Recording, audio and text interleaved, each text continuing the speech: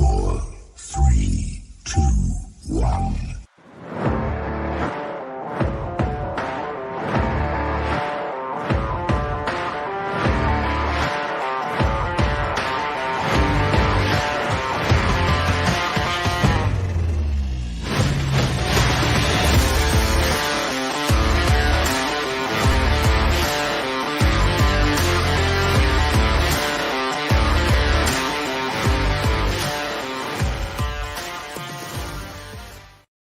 What is going on, BW Sports One Nation? It is the originals back like we never had a week off. That's right, folks. It is the Dukes of Football, powered by Rockstar Realty, 317-503-8322. Buying or selling a home? Talk to Shawn at Talk to Tucker today, 317-503-8322. Elite Performance to give you this elite look. You like it? You like it? 7-6. It always gets me on that. 765-499-1005. Call Zach today or check out the new website where you can schedule your journey, your beginning steps of the rest of your life. 765-499-1005 or eliteptindy.com. And Doc Sports Picks, go over there, put BW Sports into the promo code to get your free $60 bet picks. And mybookie.ag, put in BW Sports 1 as a promo code, get 50% deposit match up to $1,000 and a $10 free bet. Damon, the one. What's happening on? Finally. You acknowledged my presence. I've been sitting here for 3 minutes and 37 seconds. I did. I said Dukes, plural. Logistics. What's up, bro? Hey, living life, brother.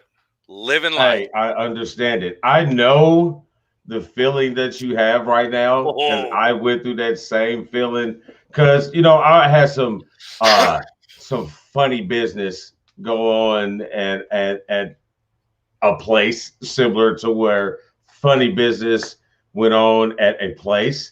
And so I know the feeling when you get to that, you know what? I'm cool. You know what I'm saying? I'm cool. So I'm cool. Yes. Brother. BW Sports 1 to the moon, baby. To the moon. Well, I'm a person who likes to have his feet on the ground. Well, that's because you can't jump anymore, sir. When it comes down, it hurts more. Shit, it hurts just to be up. Sometimes that is no lie, my friend. Sometimes that is no lie. What do we got going on tonight, sir?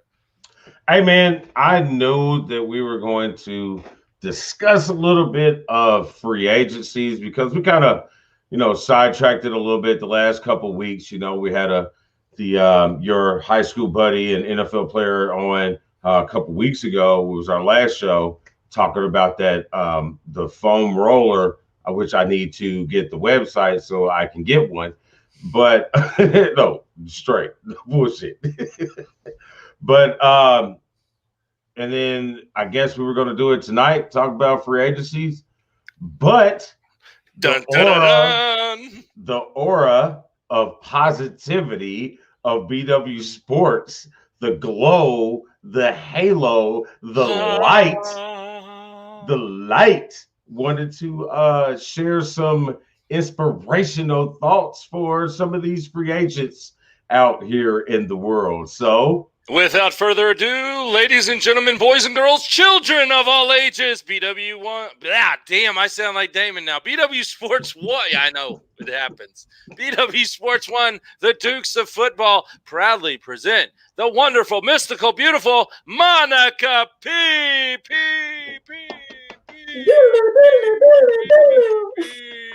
Who was that? Is that Wayne and Garth? Yes, that is Wayne and Garth. What's happening? Again, we're showing our age. Blushing. You made me blush. I don't blush. Oh. I wore earrings for you. Oh, my. They're dazzling. Makeup, earrings, brought the vibes, baby. That Oh, I'm wasn't for feeling us. That were our I'm followers. feeling it. Yeah. Yeah. All right. What's a free agent? I don't even know. Uh-oh. Damon, let's fill her in a little bit on the football lingo while I handle a little backside stories.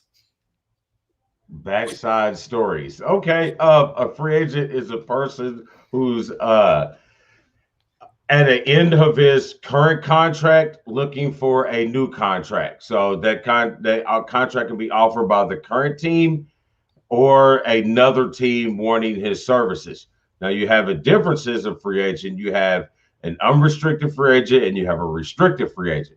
A restricted free agent means you can look at other places, but ultimately the team that you play for has last dibs. So say for instance, you play for the Colts and the Bears offer you $144 million for 4 years, and you want to take that deal. But the Colts have the option to match that deal or make it better to keep you there. That will be your restricted. Now, unrestricted means you do whatever the hell you want, go whatever the hell you want to go. Okay, cool. Okay, so Did you catch all that? I did, and I kind of knew a little bit, but I'm not gonna try to fake it. So I just thought I'd be upfront. So if you're not a free agent, you are what? You're in a contract, solid, don't have the ability to look anywhere else. Unless trades happen. Well, you Okay. always have the ability to look somewhere else. It don't mean that it's going to happen. Okay. All right, cool. Thanks. As in for Deshaun Watson right now saying that he wants to be out of Houston. Well, you can say it all you want to, but you're in the second year of your, 6-year deal. So you can only say that you can, but ultimately it's still the team's choice of what they want to do with you. Got it. That makes sense. So. Yes. All right. So here, Monica, let's kind of, as you're looking into the off season of football, you're looking at rest, relaxation, and you mentioned reflection to me. Kind of tell us what your inspiring mind brings to the off season of football, to players, to coaches, to the staff, to everybody involved in the organization that is usually on the field that is having the off season right now. Well, it's interesting to think, like, what are they doing? Because I know all players operate differently. All coaches operate differently. And we know they don't just rest, right? They work their ass off during the off season. They improve upon what needs to be improved upon based on their performance from last season.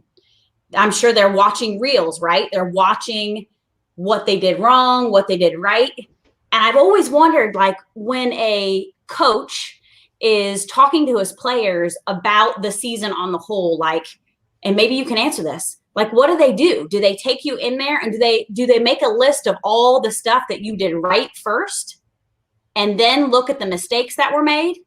I'm sure all coaches are different, but I think about the way that the brain works, the way that our brain is wired, is that when we go into a reflective process, it's always better for us to look at what we did right first instead of what we did wrong first, because it puts us into a particular state of mind that we're less emotional and we're more logical. So we can look at what we did wrong from a more elevated space in order to make the changes that need to be made. So, but a lot of times we're operating from emotion, right? Like, especially in the middle of a game, like during halftime, you go in and it's like, oh, like you're focused on, especially if you're losing, like what you've done wrong. Like, it makes me think of the championship game, the NCAA championship game. Like, Gonzaga just couldn't get their shit together, could they? I mean, they were down consistently 15 points the entire game. They were so stuck in their heads, right? And so it makes you wonder what happened in the locker room. I guarantee they were highly emotional. And so I just have always wondered about, like, the standard practice with coaches, because it's huge. I mean, our human nature, we want to focus on what we do wrong. We want to focus on what we need to fix. And this is our monkey mind trying to keep us safe. We're just wired that way. It's like, okay, you plan for what's going to go wrong. So you're planning for the possible failure, but it takes you into emotion and you can't logically assess. So I think about that aspect of it. And I also think about the mindset work. Like athletes are doing so much more mindset work than they used to because we've got the science behind it now. Like we know how it improves your coordination, your ability to focus. I mean, meditation is huge. There are so many more athletes meditating now than they used to because what happens when you meditate is it syncs usually your brain's working either right or left, but not together. And boy, when you meditate, you hemisync your brain. And so you get your brain working together, both sides, and this improves everything, your ability to remember plays, for instance, right? Memory in general, your ability to focus, your hand-eye coordination. So that's the kind of geeky stuff I think about when I think of the off season, like what are these guys doing to really get into, the guys and girls, getting into that mental space to really kick ass next season and let the old shit go, right? Like to focus on fixing the mistakes, but to really forgive themselves so that they can not make the same mistakes next season. I like that. Yeah. I think what she's describing, what we call as coaches and as players, is the exit interview. Yeah. That exit interview where you go to, you have this sit down with either your coordinator or your head coach, and you assess what the last season was, and you give like goals that they want you personally and you as a team to meet, for your off season. Now I know some coaches back in my day, you was going to always get that negative. You know what I mean? Nobody will tell you about the positives because they want to blow your head up. That's how they thought. So, I need you to move your feet better, Thomas. I need you to lose some weight, Thomas. Not, hey, you improved your rebounding by four rebounds a game. You know what I'm saying? Stuff like that. But that's the difference with old coaches and new coaches. New coaches use analytics more, and they use more of the mental preparation, what you spoke of as well. They understand, coaches now understand that there are two type of athletes. There's an athlete that you need to put that fire in, and there's another athlete that they do more when you got your hands on their shoulders. You know what I'm saying? So coaches now have to figure out that more. They're more than just X's and O's or motivating. Now you have to manipulate, personalities as well. It's huge for coaches. But that extra interview I like it. I like it, especially for my daughter. It gives her something that she knows what she needs to work on over the summer, which ties into her AAU, which goes back into her basketball. So it's great. There you go. Before we get any more positive in here, folks, we got to pay some bills real quick, so we'll be right back.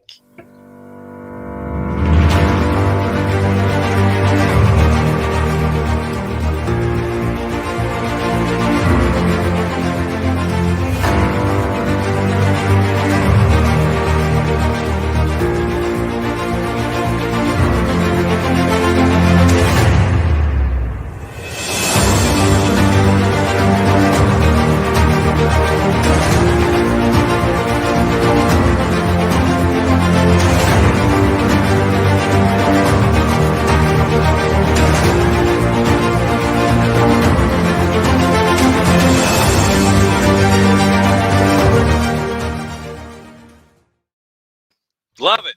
Love it, don't you? That's right.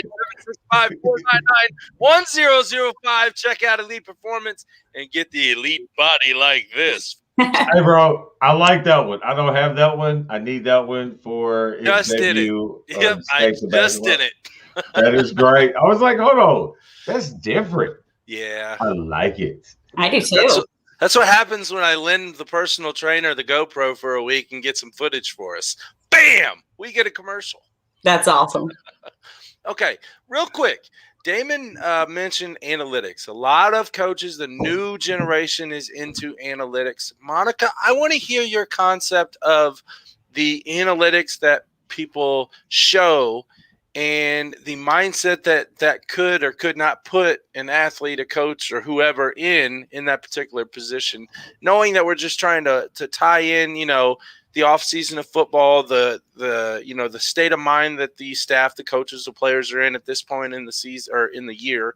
Kind of give us your inspirational touch on the analytics versus personal, I guess.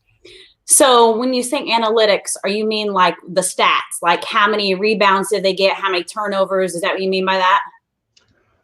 I think he's more of the averages of the analytic part of, not so much the team numbers, but more of the more nots, or for instance, a team is more likely, or in baseball, a guy's more likely 75% of the time that he's up, he hits right-handers this way. So we shift our defense this way due to the analytics. Okay, so you're making predictions based on previous behavior, on previous Correct. pattern, whatever, like what people are typically doing, right? Yeah. So I guess I'm trying to see, how you feel on that aspect of coaching wise, and how to either change, revamp, or push that more.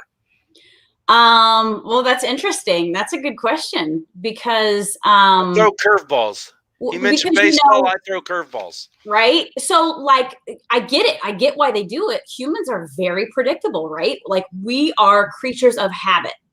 And this goes back again, I'm always talking about neuroscience. Like, we are hardwired. And when we start creating patterns, and not just patterns in our lives, but patterns within sports, like, what do you typically do in a specific situation? Like, you repeat that behavior over and over and over again, because these neural pathways are created and myelinated, which is basically like reinforcing the bridge, reinforcing that connection. And so it makes complete sense to me that they would use analytics now, because we have the technology, right?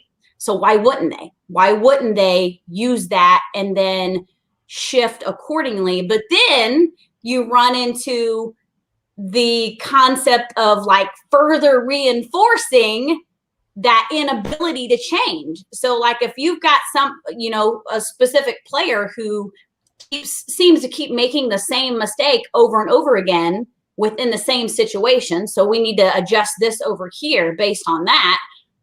For a human being, knowing that, like, that is just an external reinforcement that's what I'm going to do every time. And it just continues to hardwire that connection, right? So, I mean, I feel like it could kind of be a catch-22 if I'm understanding it appropriately, because you're further reinforcing that pattern. And so, I mean, I think it really comes down to good coaching too, because if you take the analytics and you're like, okay, we see this pattern of behavior within what's going on when you're in this situation. We've got the technology to show you. Now let's take it a step further, not just adjust our defense over here in planning on your fuck up.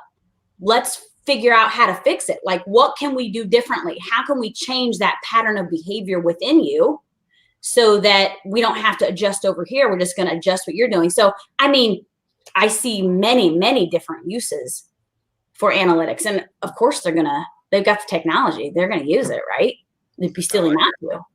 Does that make sense? It makes great sense. I was never really a big fan when they started using the analytical side of it, so to speak. I was like, man, that's kind of, especially, and I really didn't like, because it started in baseball. You know what I'm saying? It started with this shift. You know what I mean? I'm like, you got all 9 defensive players on this side of the field.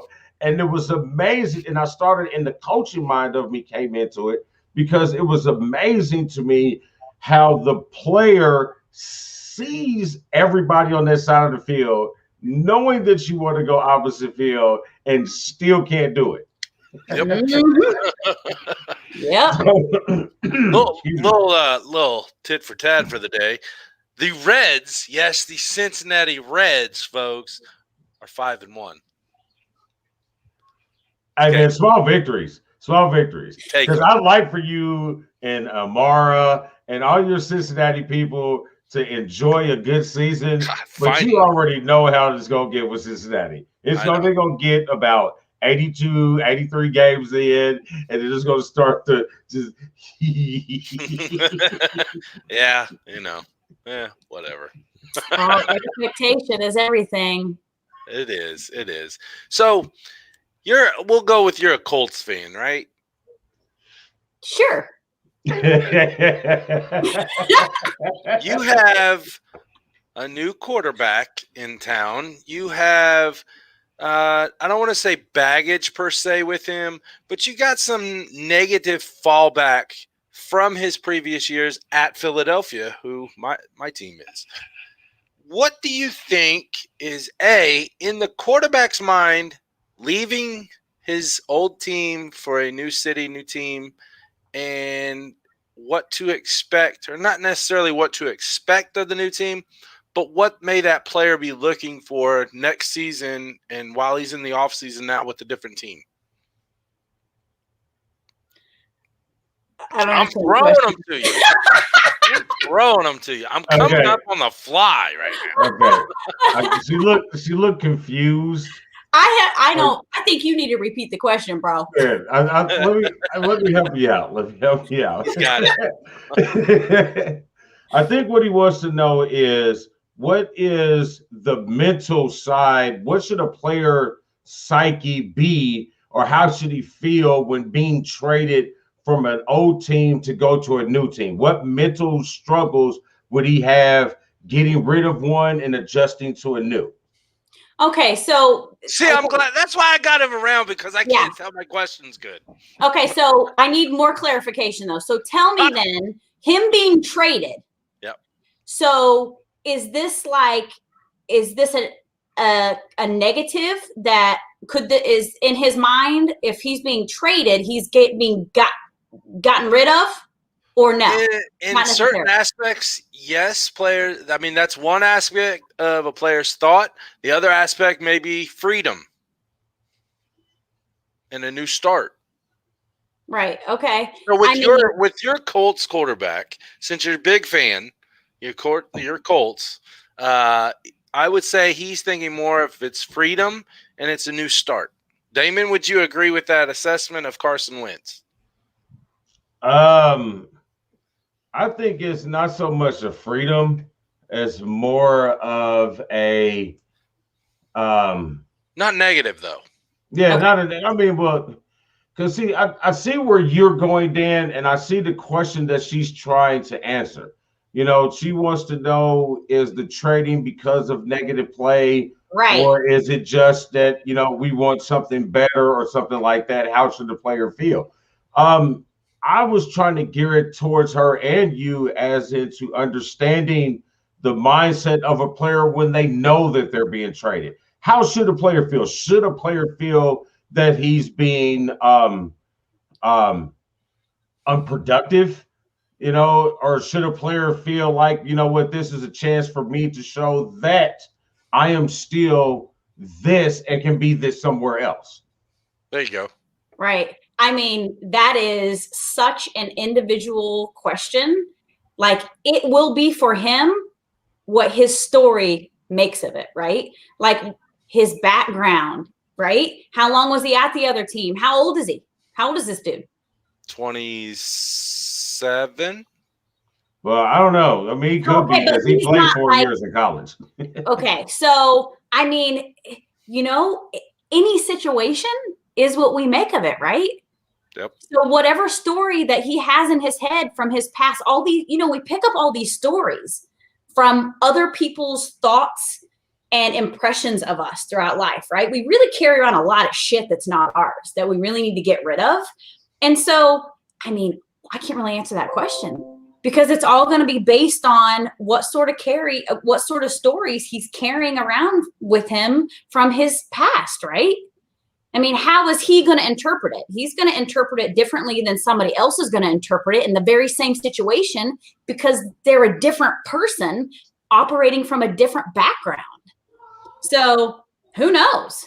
I mean, I guess maybe however he plays will kind of tell the story, and maybe he'll come out and just totally kick ass because he's in a really good state of mind and he feels like it's a fresh start. Maybe he's gonna totally bomb because he feels like a shitbird because they traded him. I don't know. I mean, you see really the don't pun? know, right? Did you see the pun there? She said shit bird. I like it. Real quick. Gotta pay another bill. We'll be right back. What is up, everybody? It's your boy Dan over at BWSPORTS1.com and Black and White Sports. And I'm wondering if you're ready to buy or sell that home, now's the time, and I got just the person for you. Mr. Shawn Nugent, a.k.a. Rockstar Realtor himself. 317-503-8322. Put that home on the market. Get into your dream home with this man. Talk to Shawn at Talk to Tucker today, 317-503-8322. And make sure you tell him the boys over at BWSPORTS1.com sent you. That's right. Buying or selling a home. Talk to Shawn and Talk to Tucker today. Your timing is impeccable. I love it. It's a hell of a voiceover. Oh, honey, we could go like this all night long. But we ain't. I pray for him every day. I can't help myself. Oh, I don't know where he'd be without his black brother. I don't know either. Great question there too. I'm gonna play Monica role. I don't know how to answer that. I need some clarification. I have no clue. Well, I can clarify. Let's see, how can I say this in political terms? His white side can be overpowering at times, and white dudes tend to get in dumb situations. So you need your black friend to say, "Hey, it's not a good idea." Folks, you've heard it here. Perfect balance.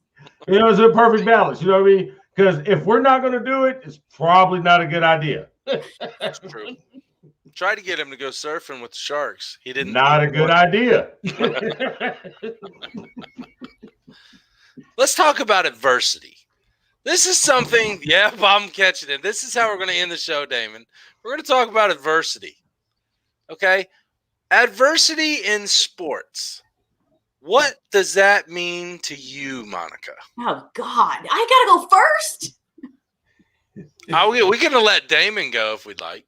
Oh, they already know my part. They already know how I feel about the word adversity. I don't even know what the hell you mean by that again. Adversity in sports. Exactly. What the hell does that even mean? Exactly. Is there true adversity in sports? Well, from a neuroscience perspective, Uh-oh. I Shit's still getting deep. Am I allowed to cuss? No. You've already have. I know. I dropped one F-bomb. I didn't know if there was a limit. Oh, I'm unplugged. Uh-oh. I mean, adversity. I don't really know what you mean. Like adversity. Like what the fuck are you talking about? Let him answer the question first. Okay, so when people say that they've went through adversity, now you have people that go through adversity in sports. Is this a true statement that there is true adversity inside the sports world? See, I don't like how you answer that question. How you ask that question. You pose that question as in the sports world as a whole, as in things that happen that entangle the sports world. Is there a true adversity on the field, on the court, in the ring? Cockpit. There you go. In the cockpit of the car. Is there true adversity in that aspect of life in sports?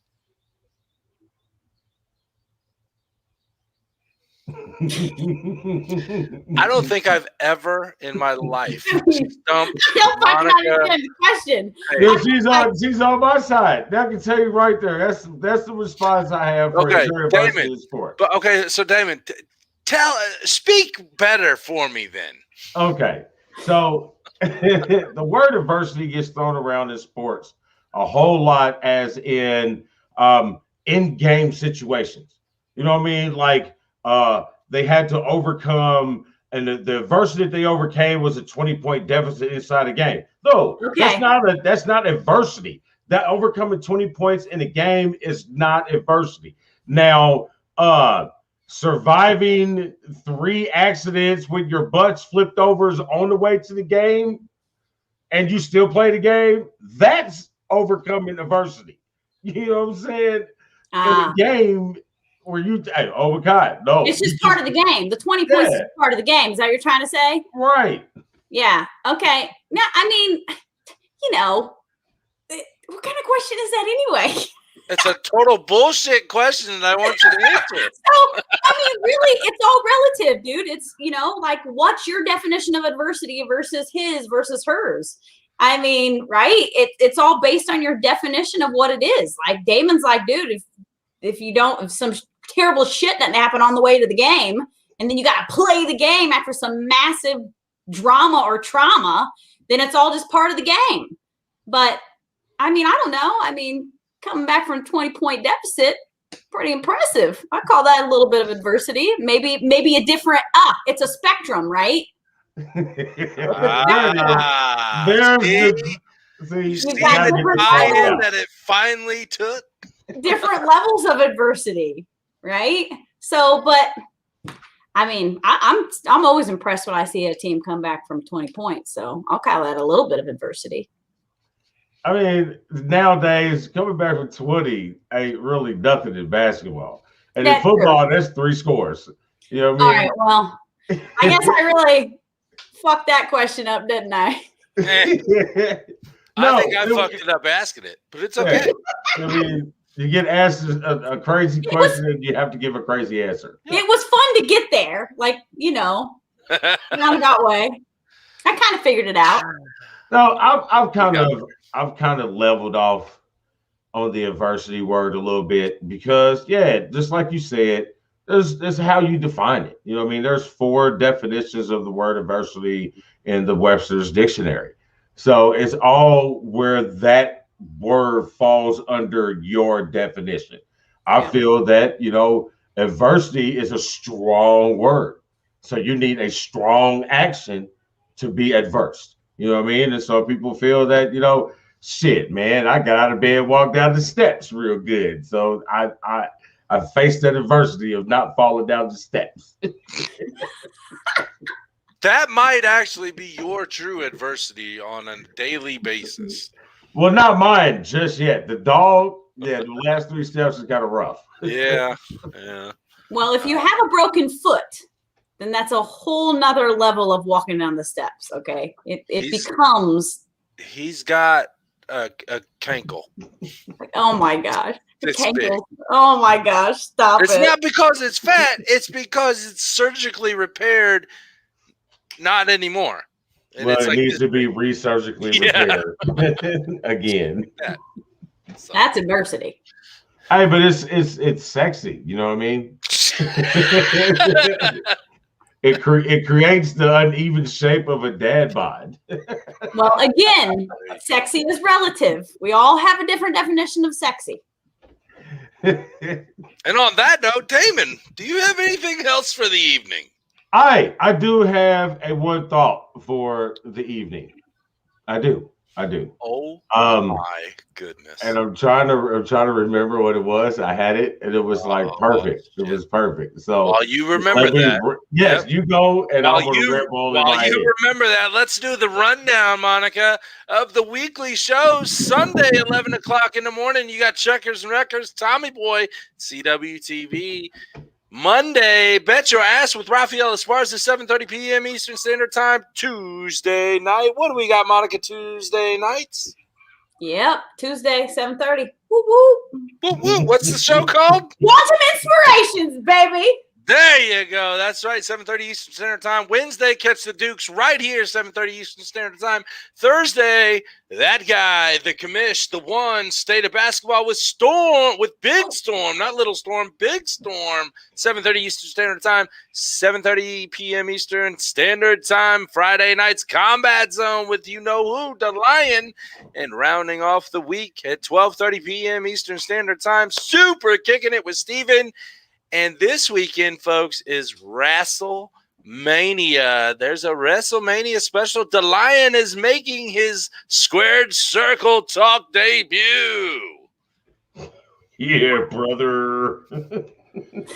Oh, God. Monica, let's hear your best wrestling impersonation. Oh, God. I can't. Nope, don't tell me you can't. I can't. Well, you tell me you can't, I'm firing you. Wrestling is Don't what? miss WrestleMania, or I'll come wrestle you down. Wow. You don't want me to. I'll come wrestle you down. This show just took a strange turn. Did you remember your one thought yet, sir? Yes, I got it. Go for it. Let's hear it. All right. So, my question is, my one thought is, I'm not gonna get into the politics and everything going around Deshaun Watson and his little issues going on, whatever.